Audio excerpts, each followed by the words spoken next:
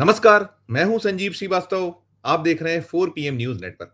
मित्रों, पहलगाम नरसंहार में अपने पति को खो देने वाली हिमांशी नरवाल कायर हैं। और न केवल हिमांशी नरवाल कायर हैं, बल्कि वहां जिन्होंने भी अपनों को खोया, वो सारे के सारे लोग कायर हैं। ये मैं नहीं कह रहा हूं, ये हम 4 PM नहीं कह रहे हैं, ना हमारी ये भाषा है। ये कहा है, जो भाव है, वो है भारतीय जनता पार्टी के एक सांसद का, एक जिम्मेदार सांसद। वो कहीं यह कह रहे हैं कि यदि वहां कायरता नहीं दिखाते ये जो पर्यटक थे, तो 26 पर्यटक नहीं मारे जाते। ये जो कहा है, ये हरियाणा भारतीय जनता पार्टी के एक सांसद ने कहा है। राज्यसभा में वे बीजेपी का प्रतिनिधित्व करते हैं और उनका नाम है रामचंद्र जांगड़ा। कल्पना कीजिए, ऐसा लग रहा है कि भारतीय जनता पार्टी के नेताओं के बीच स्पर्धा हो रही है कि ये जो पूरा का पूरा कांड हुआ, जो नरसंहार हुआ पहलगाम का, और पहलगाम नरसंहार के बाद ऑपरेशन सिंदूर, सीज फायर, तमाम चीजें हो चुकी हैं, और एक के बाद एक बीजेपी के जिम्मेदार नेता ऐसे ऐसे घटिया बयान दे रहे हैं, ऐसी ऐसी बातें कह रही हैं कि सिर शर्म से झुक जा रहा है। मध्य प्रदेश के जो सरकार में एक वरिष्ठ मंत्री विजय शाह के बयान से तो देश भिज्ञ है। उनके बयान पर जो है एसआईटी बैठी हुई है। 28 मई को ये मध्य प्रदेश की जो पुलिस है, उसे वहां एक स्टेटस रिपोर्ट देनी है और उनके भविष्य का फैसला लटका हुआ है। माफी मांगते फिर रहे हैं वो।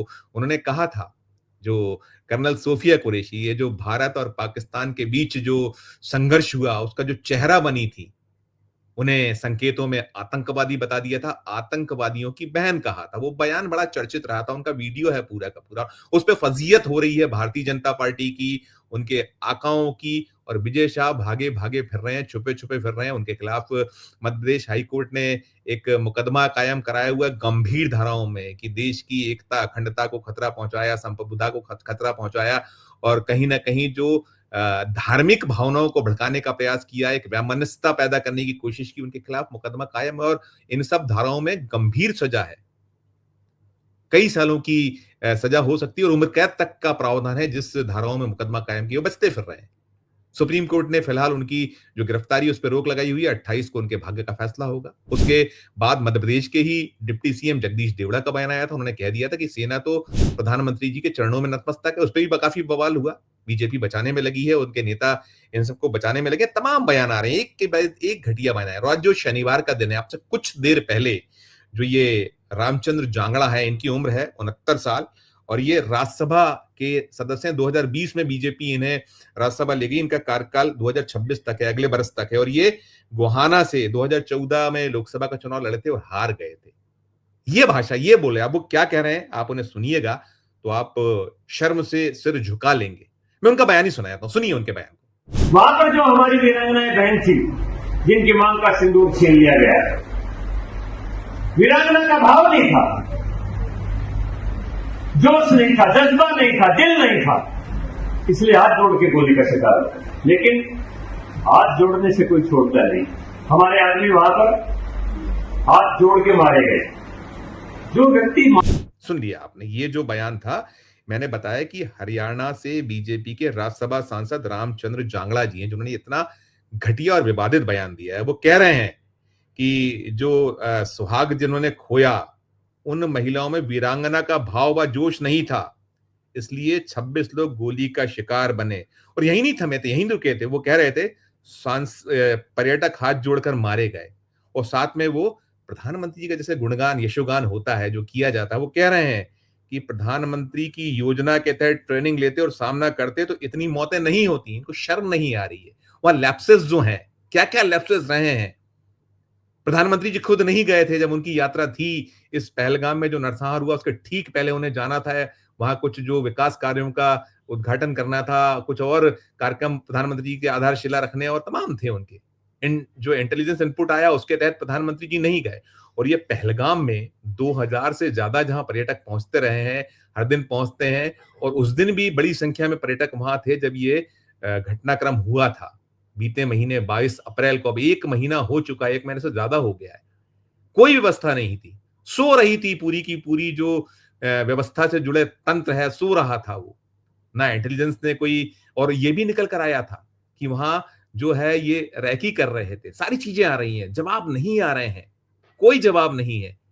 क्यों हुआ इतना बड़ा हादसा? क्यों नहीं वहां प्रिकॉशंस लिए गए थे? इतनी बड़ी संख्या में जो है सेना के अलग-अलग जो कुछ बॉर्डर पे तैनात हैं और कई सारी एजेंसीज हैं जिनकी पुलिस है, सीआरपीएफ है, तमाम तमाम लोग हैं। हम सेना पे नहीं, हम तो वहां जो गृह मंत्रालय के अधीन आने वाली जो पुलिस है वो तैनात है, जो जम्मू कश्मीर पुलिस है, तमाम और जो बल हैं वहां अलग-अलग बल लगे हुए हैं, बहुत बड़ी फोर्स है। और वो राज्य है वहां सब कुछ एलजी के अधीन है। एलजी वहां मालिक है पुलिस के, और जो पूरा का पूरा तंत्र है, प्रशासन है, वो अलग चीज है। उस पर नहीं जवाब देंगे, नहीं देंगे, हमें पता है। लेकिन अब जो इन्होंने कहा है, वो कह रहे हैं, मैं पुनः पढ़ दूं जांगड़ा ने क्या कहा है। प्रधानमंत्री नरेंद्र मोदी ने युवाओं की वीरता की भावना, पुनः पढ़ देता हूं। प्रधानमंत्री नरेंद्र मोदी ने युवाओं में वीरता की भावना पैदा करने के लिए एक बहुत बड़ी योजना अग्निवीर चलाई। पहलगाम हमले के बाद पूरा देश महसूस कर रहा है कि अगर मोदी देश के युवाओं को जो ट्रेनिंग देना चाहते थे, वो ट्रेनिंग यात्रियों के पास होती, तो 3 आतंकवादी 26 लोगों को नहीं मार पाते। क्या बेशर्मी है! वो अग्निवीर, जिसकी पूरे हर तरफ आलोचना हो रही है। सेना के जो रिटायर्ड अफसर हैं, उन्होंने खुलकर कहा है, जो बड़े-बड़े पदों पर, ओहदों पर रहे हैं, जिन्होंने नेतृत्व किया है कई युद्धों का, उन्होंने कहा है कि इससे घटिया कोई योजना नहीं हो सकती थी, उसकी आलोचना। लेकिन हमें तो जस्टिफाई करना है कि अग्निवीर योजना बहुत थी। जब ये कह रहे हैं और वो साथ में ये भी फरमा रहे हैं, हुजूर जो हैं, माननीय राज्यसभा के सांसद जांगड़ा साहब, वो कह रहे हैं कि अगर यात्रियों के हाथ में लाठी, डंडा कुछ भी होता और वे चारों तरफ से आतंकवादियों की तरफ दौड़ते, तो मैं दावा करता हूं कि शायद 5 या 6 लोगों की जान ही जाती, लेकिन तीनों आतंकवादी भी मारे जाते। वाह, वाह, वाह, वाह, वाह! इनको तो मोदी सरकार को पद्मश्री देना चाहिए। कितनी अच्छी बातें कर रहे हैं। इनको सम्मानित करना चाहिए, और ये मंत्री बनाने योग्य हैं। मोदी सरकार को जो 26 में इनका कार्यकाल समाप्त हो रहा है, उसको राज्यसभा को एक्सटेंड किया जाना चाहिए, और एक्सटेंड के साथ-साथ इन्हें मंत्री बनाना चाहिए। ये क्या शर्मनाक, क्या शर्मसार करने वाली भाषा है ये। रामचंद्र जांगड़ा नाम है। वाह मोदी जी वाह! क्या आप लोगों ने अपने जो पूरा कुनबा है, जो आपका दरबार है, कैसे-कैसे दरबारी आपने अपने कुनबे में ले रखे हैं। कितना बवाल हो रहा है, कितना विवाद हो रहा है, जो ये घटिया, ये जो मानसिकता वाली टिप्पणियाँ की जा रही हैं। आपका एक जो कारिंदा है, मध्य प्रदेश सरकार का मंत्री है, वो कहता है कि हमने वो आतंकवादियों की बहन सोफिया कुरैशी की और उसका इशारा था। अब माफ़ी माँग रहा है बार-बार, तीसरी बार माफ़ी माँगी है उसने। और ये महाराज, ये महाशय, ये कह रहे हैं कि डंडा होता लड़ा। अरे भाई, वो मशीन गनें, अब आपका जो स्वचालित गनें लेकर आए हुए थे, ऑटोमेटिक गनें थी, और आप पकड़ नहीं पाए हैं। 1 महीने से ज़्यादा हो गया है। ऐसे छुपाएँगे अपने कर्म को, कुकर्म को, अपनी विफलता को। आप ये कहेंगे कि वो जो जिन्होंने अपने सुहाग को खो दिया, वो हिमांशी नरवाल, कैसे वो तड़फ रही थी, वो गुजरात की बहन एक, जिन्होंने अपने पति को खोया। उन्होंने पूछे थे सवाल, वो वहाँ पहुँचे थे जो केंद्रीय मंत्री साहब, बीजेपी के लोग, कि हुज़ूर आपके लिए तो जो हमारी पैसे से, हमारा जो पूरा का पूरा टैक्स का पैसा, उससे बड़ी-बड़ी व्यवस्थाएँ होती हैं। हर आपकी चाक-चौबंद व्यवस्थाएँ होती हैं आपकी सुरक्षा की, और हम लोगों को मरने के लिए छोड़ दिया था। नहीं आया था उनका जवाब। और गजब है, अजब है भई, ये जो मोदी का कुनबा है, इसके जो रत्न हैं, 9 रत्न, 10 रत्न, कितने रत्न हैं इनके, ऐसे-ऐसे रत्न। विजय शाह, जगदीश देवड़ा, और फिर जगदीश देवड़ा के बाद ये साहब आ गए, जो नाम है इनका रामचंद्र जांगड़ा। अजब, गजब!